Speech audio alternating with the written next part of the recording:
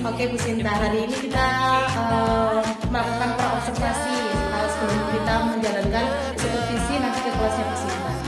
Oke, ada beberapa pertanyaan yang akan saya ajukan ke Bu Sinta. Apa itu?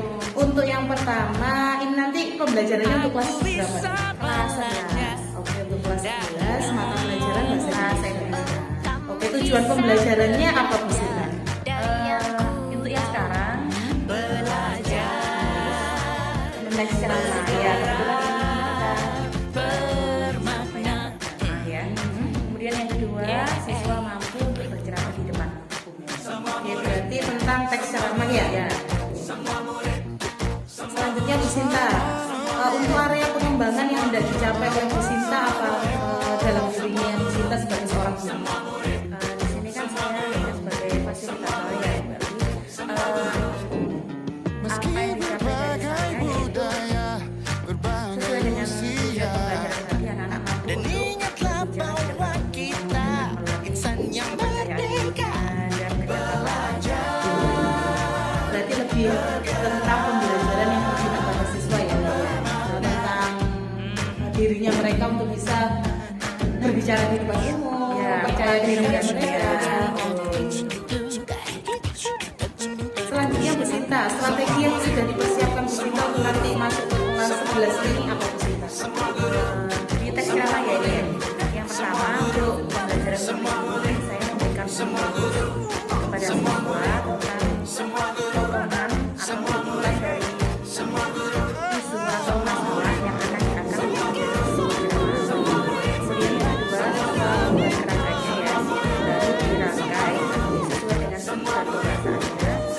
Kemudian membuat teks ceramah secara nanti mereka menulis, mereka dapat membacakan atau berceramah di depan.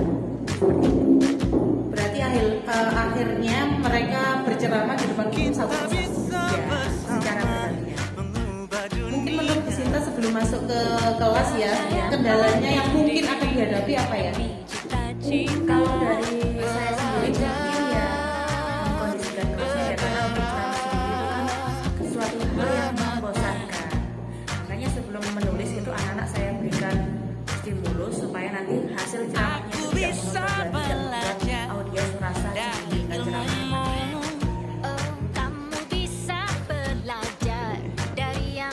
Berarti sudah itu saja. Nanti kita akan melakukan observasi ke kelasnya Bu Sinta mungkin besok ya? Boleh. Besok Jam ke-78.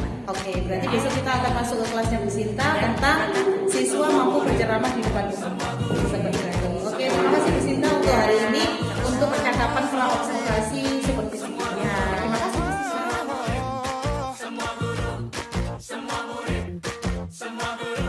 Bersama-sama kita ke kelas.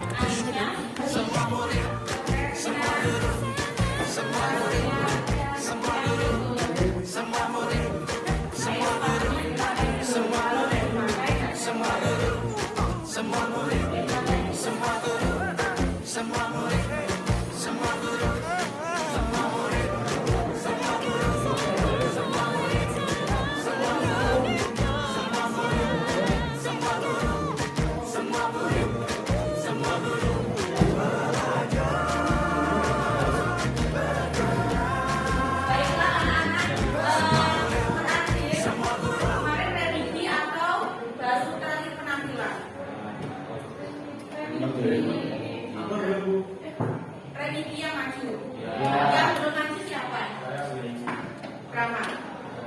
Rama sama? Akbar sama? Rama sudah. Yang Rama sudah. Akbar sama Dinda. Sama Ismaili. Ismaili masuk. Ya, silakan Ismaili ya. Yang kedua Dinda Larasati. Baru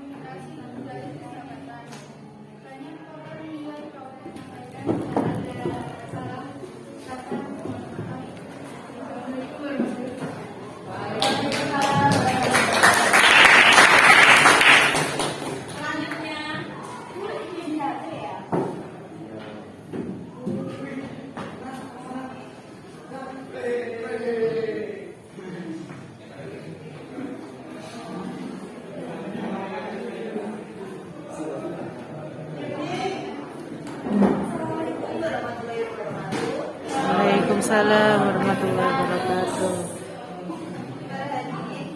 Yang dirahmati Allah Subhanahu wa taala. Pertama-tama, marilah kita berada kurangnya. Lebihnya saya mohon maaf sebesar-besarnya. Wassalamualaikum warahmatullahi wabarakatuh. Waalaikumsalam.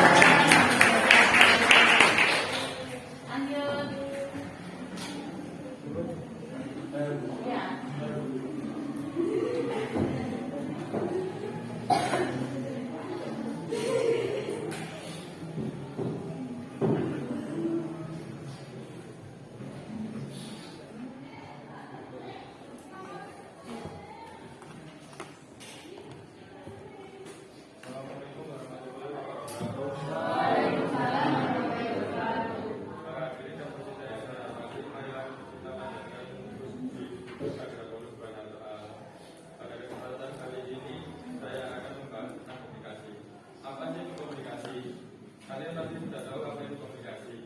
Komunikasi adalah suatu proses ketika seseorang atau beberapa orang kelompok dan masyarakat menciptakan dan menggunakan informasi agar terhubung dengan lingkungan dan orang lain. Sebagai makhluk sosial, manusia senantiasa terhubung dengan manusia lainnya. Dia ingin mengetahui lingkungan sekitarnya, bahkan ingin mengetahui apa yang terjadi dalam dirinya. Rasa ingin tahu ini saya mohon maaf. Kalau perhatiannya saya dapat terima kasih. Wassalamualaikum warahmatullahi wabarakatuh. Waalaikumsalam warahmatullahi wabarakatuh.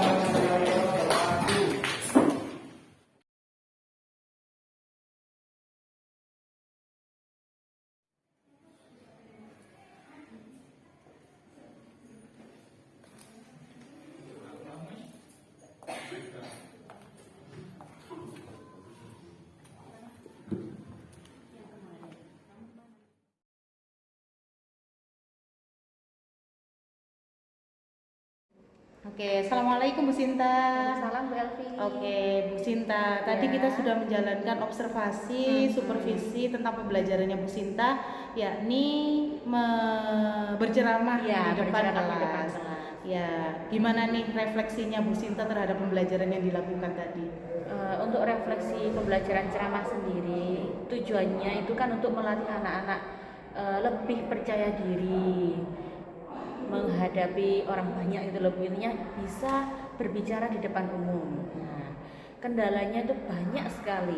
Yang pertama, seperti anak-anak itu mungkin merasa kurang percaya diri ya, sehingga di depan itu merasa gugup, materinya hilang blank dan lain sebagainya. Tapi dengan seperti itu kita kan dapat melatih rasa kepercayaan diri tersebut. Iya. Berarti kita enaknya ngomong tentang apa nih Bu Sinta hari ini? Mungkin bisa tentang motivasi untuk lebih percaya diri lagi ya. Oke, menurut Bu Sinta, anak yang percaya diri atau siswa yang percaya diri itu yang bagaimana ya?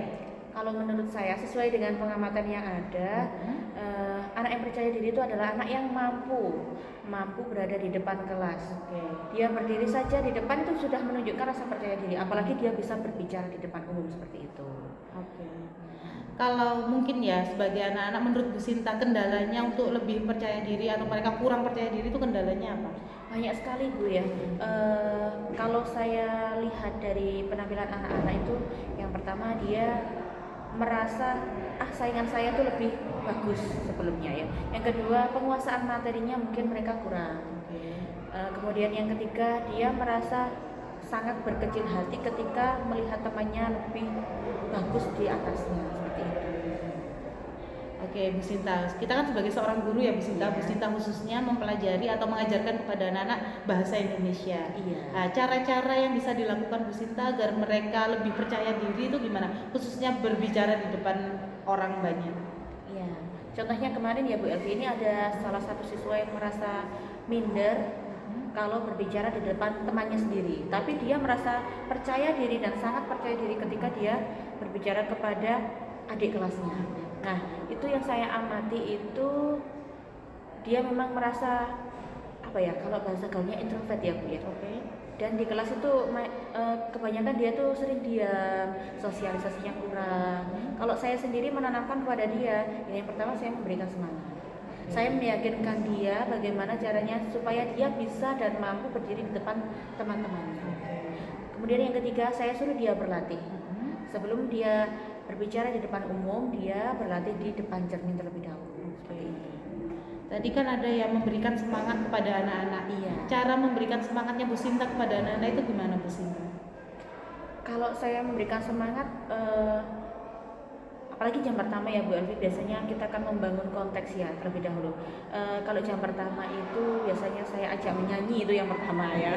Kemudian kadang kita bikin ice breaking gitu, semacam itu, permainan-permainan yang lainnya, supaya anak-anak itu lebih nanti bersemangat lah. Oke. Jadi lebih bersemangat mereka dalam menjalankan pembelajaran. Iya, dan lebih asik gitu. Oke. Ya. Menurut Bu Sinta nih, bagaimana caranya anak-anak sendiri dalam dirinya mereka sendiri untuk bisa lebih percaya diri? Kalau tadi kan dari Bu Sinta ya, cara-caranya memotivasi anak-anak, memberikan semangat. Kalau dari mereka sendiri gimana nih Bu Sinta? Kalau dari mereka sendiri, ini saya pernah berbicara dengan salah satu siswa yang mengalami kendala seperti itu mereka itu terus berlatih seperti itu Bu Elvi. Berlatihnya itu, nah kebetulan kemarin berlatihnya juga sama dengan yang saya lakukan ya, berbicara di depan cermin. Itu mereka saya suruh berlatih di depan teman-temannya. Oke, berarti lebih berlatih terus-menerus. Iya, terus-menerus berbicara. Karena suatu kepercayaan diri itu akan tumbuh ketika kita sering terlatih dan itu menjadi kebiasaan. Oke, tadi yang kedua Bu Sinta juga mengutarakan tentang motivasi. Iya. Bu Sinta memberikan motivasi kepada anak-anak itu di saat yang bagaimana? Apakah saat mereka merasa lelah atau bagaimana? Atau setiap hari saat Bu Sinta masuk ke dalam kelas, Bu Sinta selalu memberikan motivasi, gimana Bu Sinta? Biasanya sambil mereka mengerjakan tugas, kelihatan kalau sudah letih sekali, sudah kesal, capek dan banyak tugas yang lainnya, itu di situ saya masuk untuk memotivasi anak-anak dengan awalnya ya bercanda, kemudian nanti bisalah kita masukkan motivasi dalam bercanda kita itu. Oke Bu Sinta, tadi banyak sekali paparan solusi yang sudah diberikan oleh Bu Sinta. Nah, ini rencana tindak lanjutnya Bu Sinta nih untuk kedepannya. Kalau kemarin kan sudah ya ada dari refleksi tadi anak-anak yang kurang percaya diri dan lain sebagainya. Untuk pembelajaran selanjutnya nih Bu Sinta, apa yang mau dilakukan Bu Sinta supaya anak-anak lebih yakin kepada dirinya? Kalau untuk membuat anak-anak lebih yakin dengan dirinya ya kita terus melatih mereka ya kan, dalam hal misalnya besok kan pembelajarannya sudah pindah bab ya Bu ya. Cerpen, mereka kan sudah mendapatkan materi cerpen itu di SMP yang 2000 kata. Nah, bisalah kita nanti buat metode lain dengan cara menulis pentigraf misalnya. Itu kan belum pernah mereka lakukan dan lebih menarik seperti itu. Berarti ada beberapa cara yang sudah dikemukakan Bu Sinta dan nanti tindak lanjutnya akan dilakukan Bu Sinta di pembelajaran selanjutnya. Saya mau tanya nih Bu Sinta, untuk komitmennya Bu Sinta menjalankan kegiatan yang membuat siswa lebih yakin kepada dirinya, berapa persen di Bu Sinta untuk Bu Sinta? Kalau saya sendiri 100% ya. Jadi saya harapannya outputnya anak-anak juga 100% seperti itu. Berarti 100% komitmen Bu Sinta untuk anak-anak. Dan kapan nih akan dijalankan? Dijalankan ya harusnya setiap hari ya Bu Elvi ya, dijalankan untuk memotivasi anak-anak itu ya. Berarti mulai dari sekarang dan untuk seterusnya. Oke, semangat untuk Bu Sinta selalu mengajar anak-anak bahasa Indonesia dan juga semoga anak-anak lebih percaya diri lagi. Diajar Bu Sinta berbicara di depan umum, menulis dan membaca. Oke, terima kasih Bu Sinta atas waktunya. Sedikit wawancara kecil dan juga kita sharing ya. Ini bukan suatu penilaian atau apa, tapi kita sharing untuk kedepannya lebih baik lagi. Terima kasih Bu Sinta. Terima kasih kembali. Saya akhiri. Assalamualaikum warahmatullahi wabarakatuh. Waalaikumsalam.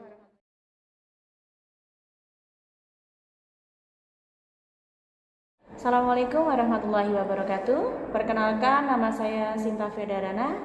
Di sini saya mengajar bahasa Indonesia.